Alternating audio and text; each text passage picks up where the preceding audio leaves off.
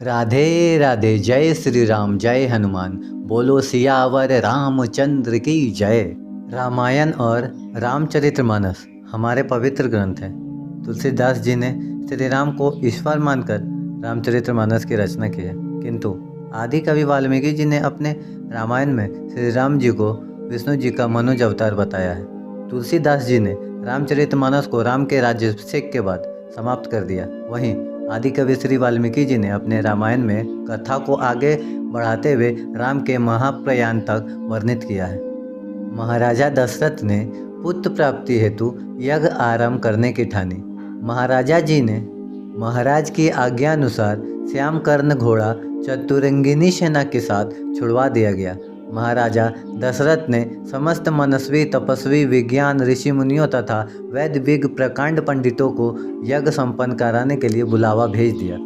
निश्चित समय आने पर समस्त अभ्यागतों के साथ महाराजा दशरथ अपने गुरु वशिष्ठ जी के साथ तथा अपने परम मित्र अंग देश के अधिपति लोभपाद के जमाता सिंह ऋषि को लेकर यज्ञ मंडप पे पधारे। इस प्रकार महान यज्ञ का विधिवत शुभारंभ किया गया। संपूर्ण वातावरण वेदों की ऋचाओं के उच्च स्वर में पाठ से गूंजने तथा समिधा की सुगंध से महकने लगा। समस्त पंडितों, ब्राह्मणों, ऋषियों आदि को यथोचित धन धान्य, गौ आदि भेंट करके सादर विदा करने के साथ यज्ञ की समाप्ति हुई। राजा दशरथ ने यज्ञ के प्रसाद खीर को अपने महल में ले जाकर अपने तीनों रानियों में वितरण कर दिया। प्रसाद ग्रहण करने के बाद उसके परिणाम स्वरूप तीनों रानियों ने गर्भ धारण किया। जब चैत्र मास के शुक्ल पक्ष की नवमी तिथि को पूर्णव्रज नक्षत्र में सूर्य, मंगल, शनि, बृहस्पति तथा शुक्र अपने अपने उच्च स्थानों में विराजमान थे, कर्क लग्न का उदय होते ही महाराजा दशरथ की बड़ी रानी कौशल्या के गर्भ से एक शिशु का जन्म हुआ, जो कि नीलवर्ण, चुंबकीय आकर्षण वाले, अत्यंत तेजोमय, परम कांतिवान तथा अत्यंत सुंदर थे। उस शिशु को देखने वाले देखते रह गए।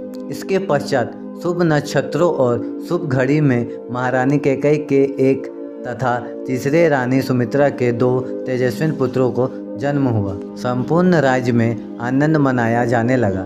महाराजा के 4 पुत्रों के जन्म के उल्लास में गंधर्व गान करने लगे और अप्सराएं नृत्य करने लगी।